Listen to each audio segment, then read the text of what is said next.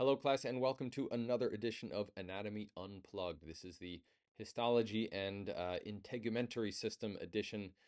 Somewhat of a dry subject, so let's get started. Try to keep it at least a little interesting, right? What are the four major tissue types of the body? Well, maybe you can guess here. What's this one? Nervous tissue. What's this one? Muscle tissue. This one, maybe a little harder. Epithelial, and sitting right above me here, connective. Some mnemonics to maybe help remember that. Uh, it's a cute one. Every child must nap, right? Epithelial, connective, muscle, nervous. I've heard another one. That's a little weird, but keeping with the dog theme, fine. If that helps you remember it, go for it.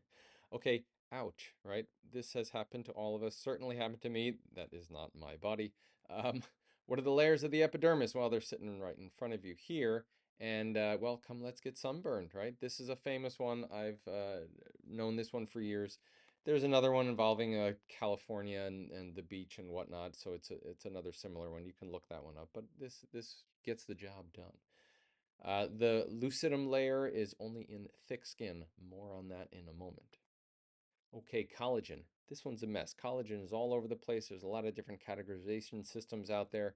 Let's be cool and read books, right? This one is kind of cute. 1, 2, 3, and 4, right? Type 1 collagen, bone 1, cartilage, get it?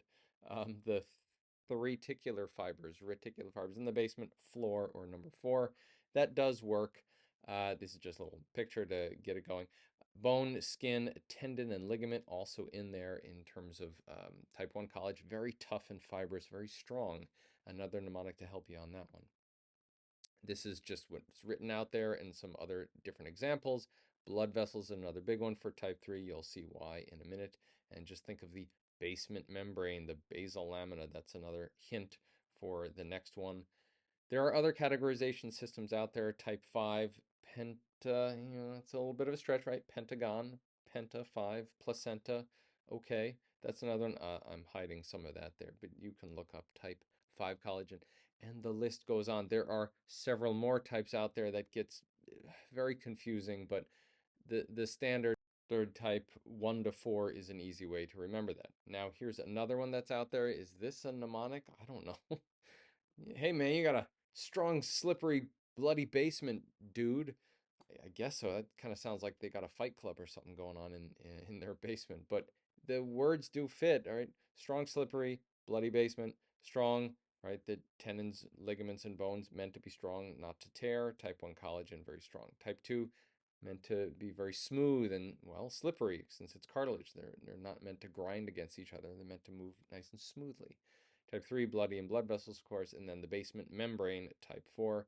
You could throw in the, baby for another B in there, but then things get kind of gross when you have the words bloody and baby in the same sentence. Although with childbirth, baby and bloody and placenta, that all fits. Okay, please don't confuse collagen found in the body with collagen that exists in terms of supplements. You'll find this if you look up collagen and different types of collagen on the internet for all the people that like to take collagen supplements. These are different types. That's not what we're talking about for the human body. Okay, another mnemonic here. This one is easy, just initials MSMS, right? Go from mucosa to submucosa to muscularis to serosa. Fairly easy, fairly straightforward, kind of simple mnemonic. Another one, this is a more fun mnemonic. I was actually at the zoo and I should have recorded something in front of it was actually a baboon exhibit, not a monkey exhibit, but yeah, never let monkeys eat bananas, right? They'll go crazy. Neutrophils, lymphocytes, monocytes, eosinophils, and basophils. These are general percentages out there. Some textbooks say 70% neutrophils, but these are rough numbers out there. There are other types of cells in the blood, red blood cells, and again, I'm hiding it here, platelets, but we're talking about the white blood cells. Easy way to remember this one. I like this one a lot. Okay, some fun facts, although histology is hard to be fun, I know, but at least this might help you remember. The epithelial cells, right, lining your intestines, so you can easily remember, right, intestines have epithelial cells, they slough off and are replaced every 4 to 5 days.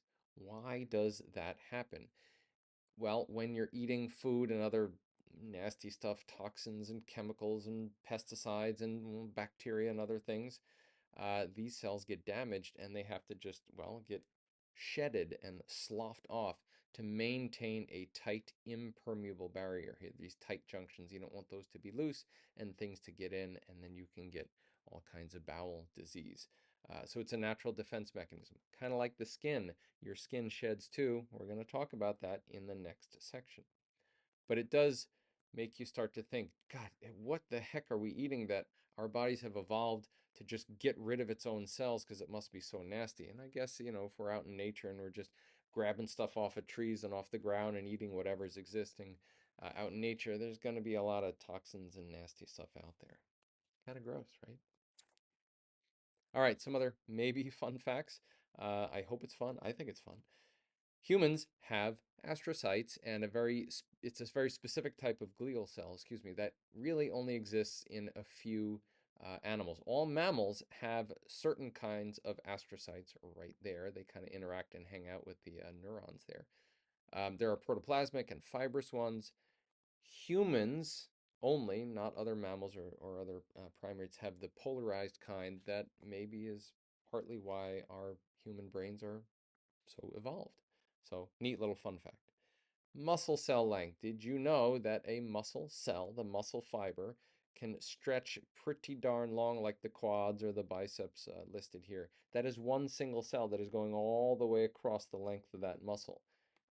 That's pretty cool. We normally think muscle cells and all kinds of cells are microscopic and tiny little dots, but your muscle cell elongates and can reach, well, as you can see here, about a foot.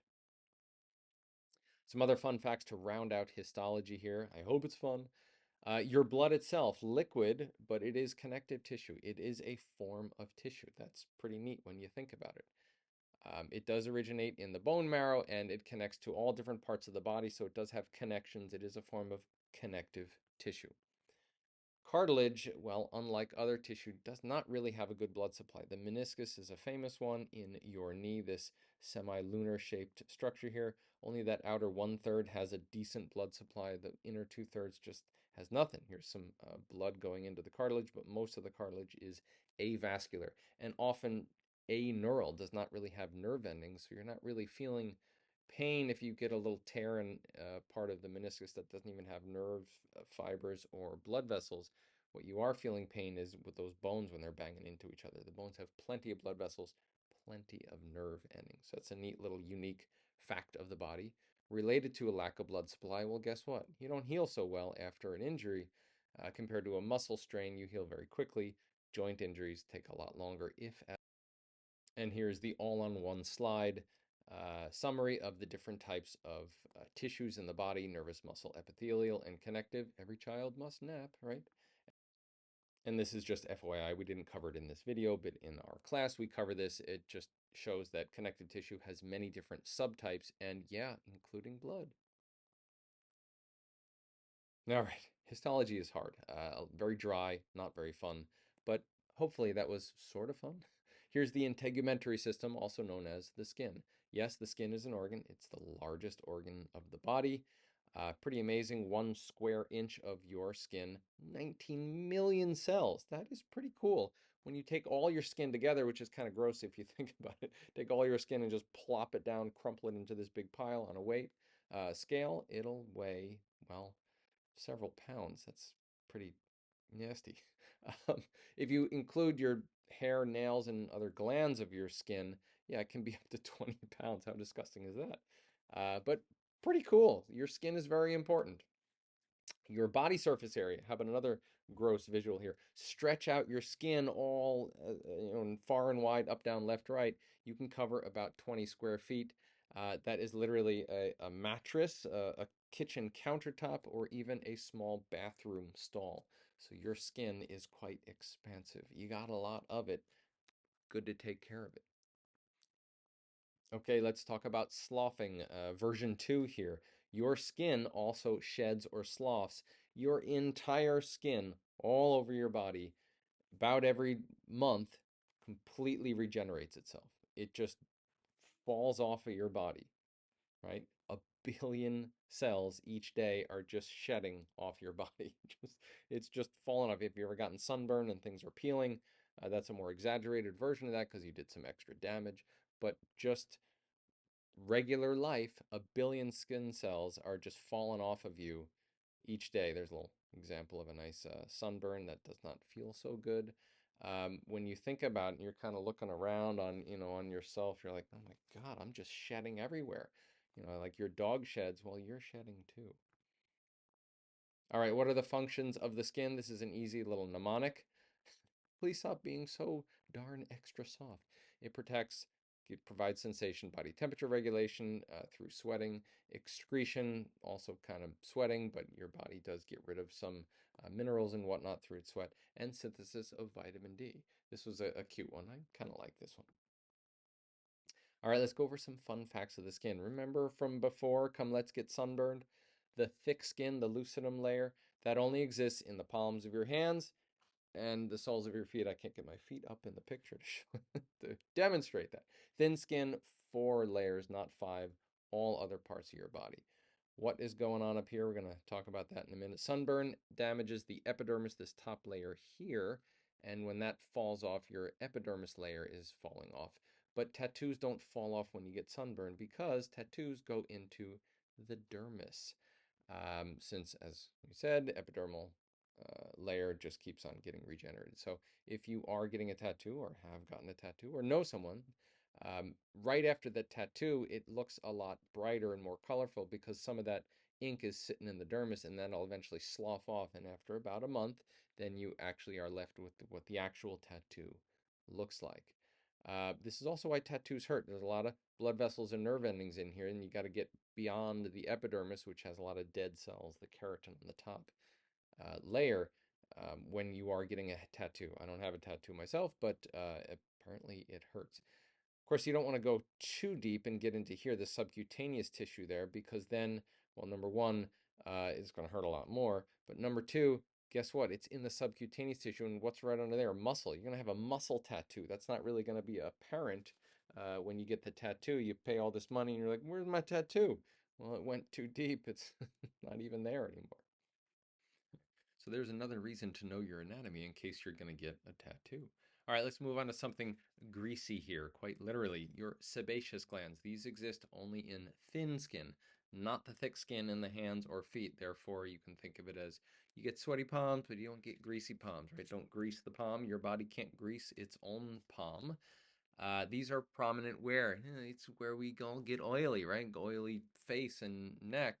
But this is there for a reason, right? These are, well, it sounds gross, but your body's secreting oils, its own fatty acids and triglycerides to, well, soften and lubricate your skin, keep yourself moist, and do a little waterproofing as well for your own body, your all-important face.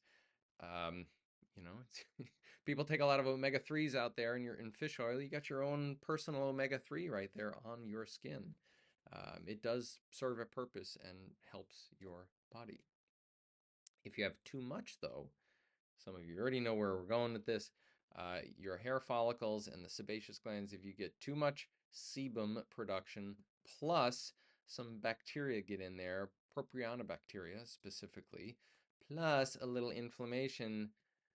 Oh yeah, that's where acne comes from. In fact, the name of the bacterium is Cutibacterium acnes, and if you've heard of cuticles, and that's basically your skin here. What does acne look like? Well, right here. The bacteria that hang out right up here come on in and just find their way around. This is the hair follicle here, the sebaceous gland is here, and they just have a party. They reproduce, they hang out, the area gets all inflamed. Eventually, it plugs up the area where the hair follicle wants to get out, stops the hair follicle growth, starts chewing up and eating everything in there. It's pretty nasty party, really, when you think about it. And then as this gets larger and larger, you get a little bump that looks kind of like that on your face. And yeah, that's what acne is. It is no fun. Okay, on to sweat glands. We have millions of sweat glands across our body. This is what it looks like histologically. This is often why we have histology and integumentary system together because they go hand in hand. Our sweat glands are mostly, yeah, on our palms and soles, and a ton of it on in our head and on our hair. This is why we get, right, sweaty palms, not greasy palms. We can also get a sweaty head. If anyone ever saw this guy, that kind of took off on the internet. He was sweating and evaporating, and it was just steaming off of his head. Sweat is clear. Sweat is odorless. It does not stink. Your sweat doesn't stink. And it's primarily water. There are some minerals in there too. It also does not stain. So there's been a big misconception about someone sweating. Oh, you stink. It's not sweat, right? Your eccrine sweat glands do not stink. Um, I couldn't resist. This was such a cool uh, scene and a moment here, and an easy way to remember. We have plenty of sweat glands on our head. So now let's contrast that with apocrine sweat glands. By comparison, only a few thousand of these, and the apocrine sweat glands kick in around puberty. And if you know where I'm going with this, a lot of different things happen to our bodies at puberty. Where are the apocrine sweat glands? They are, yeah, in upstairs in the old axilla and downstairs in the groin. These are full of all kinds of other little goodies here, fats and proteins and whatnot. These have color to them, so yeah, these stain when, well, you wear a shirt and you sweat through them. Also, bacteria love this stuff. Yeah, they love that enrichment and all that stuff. They say, oh, this is delicious. Let's have a party here. And this is where you get, yeah, the stink, the smell. So some people say, aha, that's why we have deodorant and antiperspirant. But wait a minute, what was one and what's the other? Well, let's review that right now. So with your background of anatomy, you can figure out exactly what's going on here. Deodorant is just an inhibitor. And by inhibit, we mean, yeah, destroy.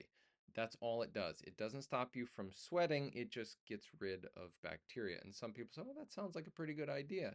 And it is, but when you really look at the back of your deodorant that you buy, there's a lot of funky stuff, a lot of chemicals which kind of are harsh to the body, and some people do have reactions to them. So deodorants, yeah, they work, but maybe there's another option out there. And yes, of course, we're talking about antiperspirants. This does not get rid of the bacteria. This inhibits the secretion. So when you're rolling on your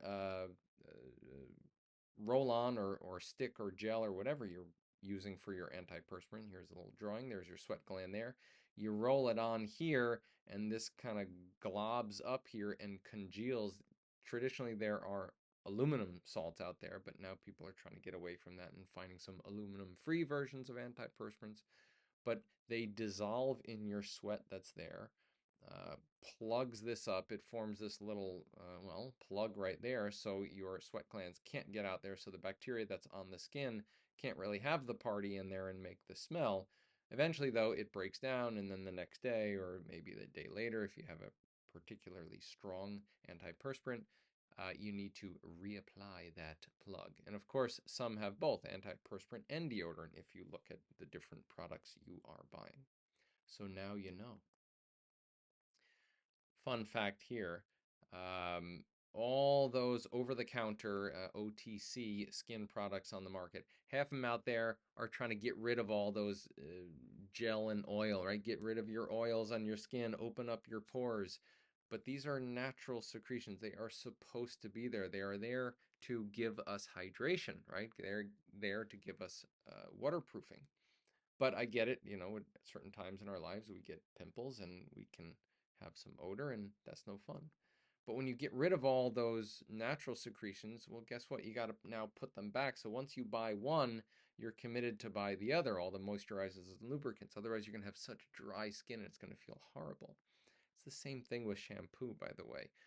People say, well, we shampoo our hair too much. It dries out everything, and now we got to put the conditioner on. Otherwise, our hair is going to get so flaky and dry in your skin too, and that's where dandruff happens. So we might not need to shampoo our hair as often as we do. We might not need to get rid of all the oils as much as we need to and then replace them with the moisturizers. This is, of course, we're not talking about makeup here. If you have makeup on your skin, you have to remove that, of course. All right, rounding out the integumentary lecture here. Does anyone know, why we get goosebumps or how that happens? Yeah, those are tiny little muscles at the base of the hair follicles that pull them and contract and cause them to stand on end. in evolution, in terms of animals, it made the animal's hair puff right up so they can appear larger and more, well, menacing and dangerous to their predators. So, well, yeah, that looks menacing, right? Much bigger than you suspected if you're walking up trying to challenge this cute little cat and all. But that's what they do, and we have a little bit of a vestigial reaction in terms of our goosebumps. But there's another role, right? A lot of people say, wait a minute, no, when I get goosebumps, it's, yeah, when I'm in the cold, it traps little air molecules. And yeah, that would make sense to have the hair follicles spread a little bit to trap those air molecules so you can stay nice and warm. Although this guy has another source of warmth in the little hot springs here in Japan. Pretty cool stuff. All right, we made it. I know, not a crowd pleaser, but histology and the integumentary system are very important. Hope you got something out of it, and I'll see you in the next one.